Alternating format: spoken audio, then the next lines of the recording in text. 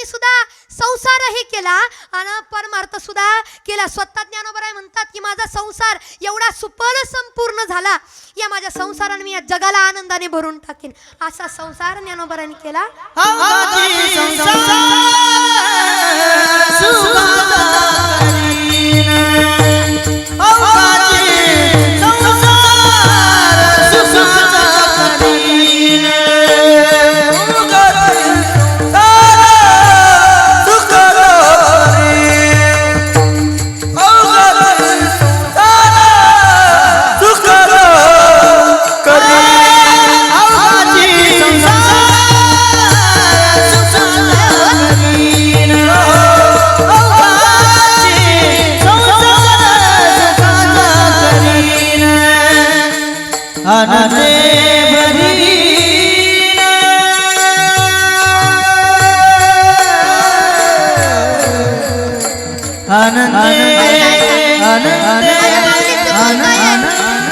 आनंदाने या विश्वाला भरून टाकेल. आणि ज्या विश्वानं माझ्या ज्ञानोबरायांना दुःखाशिवाय काही नाही दिलं, ज्या विश्वानं ज्ञानोबराने एक वेळचं जेवण सुद्धा नाही दिलं, त्या विश्वाकरता ज्ञानोबराय म्हणतात आनंदानं जग भरून टाकीन. हे विश्व आनंदानं भरून टाकीन. अहो या विश्वाच्या कल्याणाकरता माझ्या ज्ञानोबराने म्हणावं आता विश्वात्मके देव. हे विश्वाकरता प्रसादान मागितलं, ज्ञानेश्वरी दिली, अमृतानुभव सारखा ग्रंथ दिला. अमृत नुसतं ज्ञान नुसतं देत राहिले ज्ञानोबराय. पण कधीतरी विचार करा आपण ज्ञानोबरांना काय दिलं. ज्ञानोबरांनी स्वतःच्या जीवनाची राख रांगोळी करून घेतली आपलं जीवन सुंदर करण्याकरता. कधीतरी विचार करा आपण ज्ञानोबरांना काय दिलं. आताशी कुठं ज्ञानोबरांचा कळस सोन्याचा केला. सोन्याचा कळस लावल्यानंतर आळंदीला गेला ना, सोन्याचा कळस लावला. बऱ्याच लोकांनी टीका केला की देवाला तुमच्या सोन्यात. अरे करू द्या ना, ज्ञानोबरांसाठी काय होतंय. ज्या ज्ञानोबरांसाठी आम्हाला एवढं दिलं, त्या ज्ञानोबरांसाठी आम्ही काहीच करू शकत नाही. आणि ज्ञानोबरांची श्रीमंती मोजणे एवढी थोडी नाही. अरे ज्या व्यक्तीच्या दारामध्ये सोन्याचा पिंपळ आहे त्या व्यक्तीची श्रीमंती किती मोठी असेल. जगाचा मालक ज्या व्यक्तीसाठी रडतो त्या व्यक्तीची श्रीमंती खरंच मोजता येईल का. नाही हो. माझे ज्ञानोबराय किती होतं पण सगळं समाजाला दिलं. त्या बदल्यात समाजानं काय दिलं. आज नेवासा आपल्याला जवळ आहे. ज्ञानेश्वरीचं महत्त्व आपल्याला माहित आहे, महात्म्य माहित आहे. आपल्या गावातनं आता दिंडी सुद्धा निघते, नेवाशातनं दिंडी सुद्धा जाते, ज्ञानेश्वरीची दिंडी जाते. ज्ञानेश्वरी सारखा अलौकिक ग्रंथ माझ्या ज्ञानोबरांनी दिला. पण कधीतरी आपण त्या बदल्यात वाचण्याचं तरी परतफेड दिली का बाबा. वाचन तरी करून परत तरी ज्ञानोबरांनी काही दिलंय का. नाही देऊ शकलो. आणि तेव्हा मला इथं मला एक उदाहरण आठवतं बाबा. ज्ञानोबरांच्या जीवनातले सगळ्यात खडतर प्रवास, सगळ्या दुःखाचा दिवस म्हणजे कोणता माहितीये का. ज्या जगाकरता उभं आयुष्य झिजायला माझे माऊली तयार होते, त्या माऊलींना एक वेळचं जेवण लोकांना नाही दिलं हो. जेवणाला सुद्धा महाग केलं. असं ज्ञानोबरांनी दारात जाऊन उभा राहावं आणि दरवाजा लावून घ्यावा का. संन्यासाचं पोर आलं, संन्यासाचं पोर आलं. माऊलीला एक वेळचं जेवण मिळू दिलं नाही. आणि जे मिळालं, अरे मोठ्या वरिष्ठ माणसाने यावं, ए संन्यासाच्या पोरा तुझा अधिकार नाही हे खायचं. हा अधिकार केव्हाच गमवला रे तू. मग खाली टाक. हातात जेवढं धान्य होतं तेवढं खाली टाकावं आणि मातीमध्ये मिक्स करावं. काय वाटलं असेल ज्ञानोबरांच्या काळजाला विचार करा. 22व्या वर्षी समाधी घेतात, 16व्या वर्षी ज्ञानेश्वरी सारखा अलौकिक ग्रंथ लिहितात. त्या लेकराचं कवळ्या वयाच्या मनाला काय झालं असेल, काय वाटलं असेल. हे विश्व आपल्याला पोटभर साधं खाऊ सुद्धा दे, साधं खाऊ देत नाही हो. वाईट वाटलं ज्ञानोबरांना. कोणत्या जगासाठी जगायचं, मग कुणासाठी राहायचं. हातातलं सगळं खाली टाकलं, पळत जावं ज्ञानोबरांनी. आणि पळत जाऊन ताटी लावून घ्यावी आणि आत्मध्यान करून का देवा का एवढं वाईट केलंय का. अरे आमच्या आई बाबा आज नाही तेवढं सोसावं लागतंय देवा. का फरक केलं रे आई बापापासून आम्हाला, का फरक केलं. माऊलीने आत्मध्यान करत करत डसा रडावं. छोट्याशा मुक्ताबाईला करावं माझा ज्ञान रडतोय रे, माझा ज्ञान दादा रडतोय. मुक्ताबाई धावत पळत यावं, धावत पळत यावं. हे ज्ञान दादा, हे उघडणारे दरवाजा, हे माझं ज्ञान दादा उघडणं दरवाजा रे. काय झालं. जग रागवत असतं, जग रुसत असतं रे, जग त्रास देत असतं. पण आपण मात्र थकायचं नसतं, थांबायचं नसतं रे. अरे हे जग ना फक्त त्रास देण्यासाठी आहे. अरे दादा तुला कसं कळत नाही, संत तोची जाना जगी दया क्षमा ज्याच्या अंगात दया क्षमा शांती आहे ना तो संत आहे रे. दादा असा राग धरून नाही जमत. अरे जगानं काटे दिले ना काटे, आपण फुले द्यायचे असतात फुले. हे ज्ञान दादा उघडणारे दरवाजा. तू रुसला, तू रडायला लागला, तू रागाला गेला, मी तर छोटी आहे रे, मी कोणाकडे पाहायचं ज्ञान दादा. एकदा दरवाजा उघड ना म्हणे, एकदा दरवाजा उघड. हे ज्ञान दादा मला आठवतंय रे, ज्या दिवसापासून तो दिवस उगवला, आपले मायबाप आपल्याला सोडून गेले ना, त्या दिवसापासून आपले किती हाल होतात मला माहित आहे रे.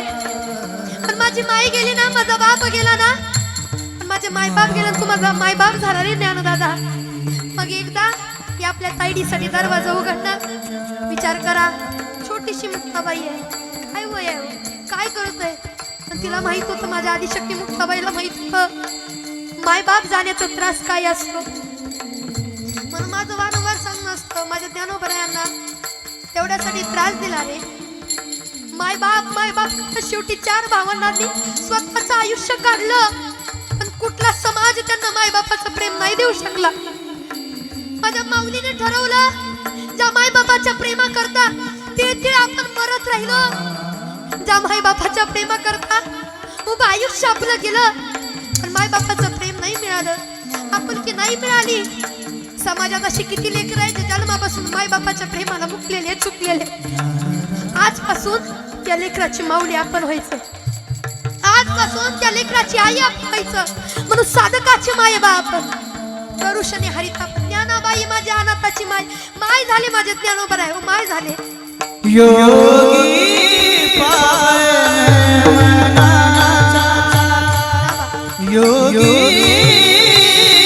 पावन मुक्ताबाईनी, हे दादा अरे तू कसा आहे, पावन आहे रे मनाने, मला माहित आहे. तुला राग नाही येणार, तुझ्या मनामध्ये समाजाचा द्वेष नाही निर्माण होणार. दादा उघड ना, हे दादा अरे उघड दरवाजा. तू रागवलास ना, मी तुला सांगते, छोटस वय आहे कळत नाही, पण काय म्हटले माहितीये, तू दरवाजा नाही उघडता तर मी माझ्या आई बापाकडे जाईल.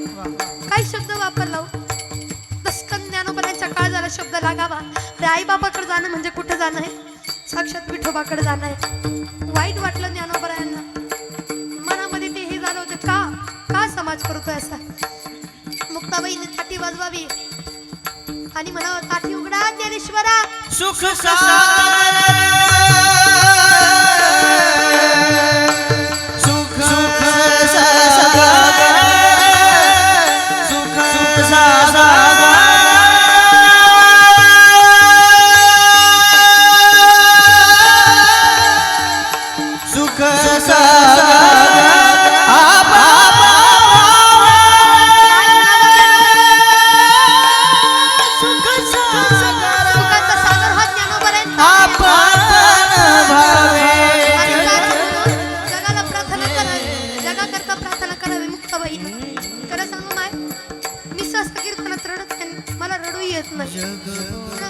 माऊली व्यक्ती असे आहेत ना, नाही हो कुठलाही वारकरी माऊलींचं चरित्र सांगितल्यानंतर किंवा माऊलींचं चरित्र ऐकायला लागल्यानंतर डोळ्यात पाणी नाही येणार असा माणूस नाही. अरे माझ्या माऊलीनं सोसलंय तेवढं.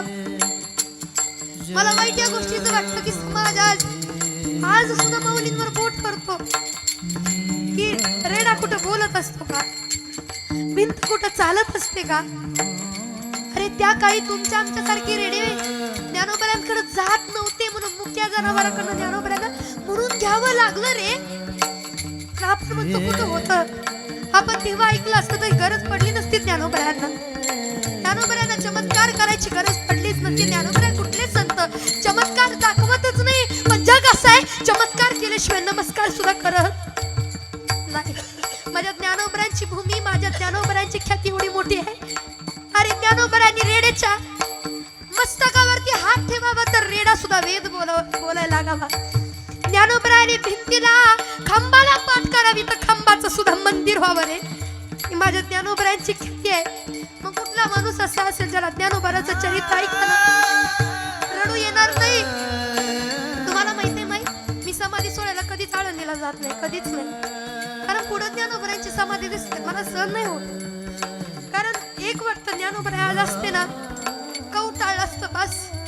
फक्त अंतकरणातून म्हणलं असतं, माऊली तुम्ही माझे आहे, मी तुमचे. आम्ही सगळे तुमचे, तुम्ही आमचे आहेत. तुम्ही जे दिलंय आम्ही परत नाही करू शकत, त्या बदल्यात काहीच नाही देऊ शकत. मी कधी जात नाही आळंदीला बाबा. दर्शन मी आधीमध्ये जाते, समाधी सोडायला नाही. मी माझ्या बाबांना सांगते, घरी भजन करू, मला तिथं नका नेऊ. मला समाधी सोडायला एवढं रडू येतं ना बाबा. माझ्या आई कशी रडते का माहिती का? आज माझं अस्तित्व माझ्या माऊलीमुळे आहे. आज मी येतो बाय. आज ज्ञानेश्वरी गाडगे प्रत्येकाला कळते, प्रत्येक गावागावात नाव आहे का माहिती? माझ्या ज्ञानोबरांची देण आहे, माझ्या ज्ञानोबरांची देण आहे. 9 वर्षाच्या असताना मरणाच्या दारातनं जर मला कुणी वाचवलं असेल तर माझ्या ज्ञानोबरांनी वाचवलंय.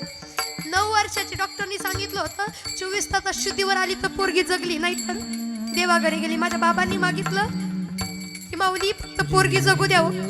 पोरगी जगली ना, आजन्म तुमची सेवा करायला होतो, जगू द्या. एका शब्दावर आज मी येतो उभं आहे, एका शब्दावर. म्हणून माझं नेहमी एक सांगणं असतं, अरे माझ्या कीर्तनात नाही तुम्हाला काही कळू द्या, पण माझ्या आळंदीचे माऊली कळले ना, माझं कीर्तन सार्थकी झालं. माझं कीर्तन सार्थकी झालं, सोसलं माझ्या ज्ञानोबरायनं. म्हणून माय आपल्या लेकराला सांगा, ज्ञानोबराय म्हणजे काय, किती केलं त्यांनी या समाजाकरता. आणि म्हणून संसार सुखाचा केला, संसार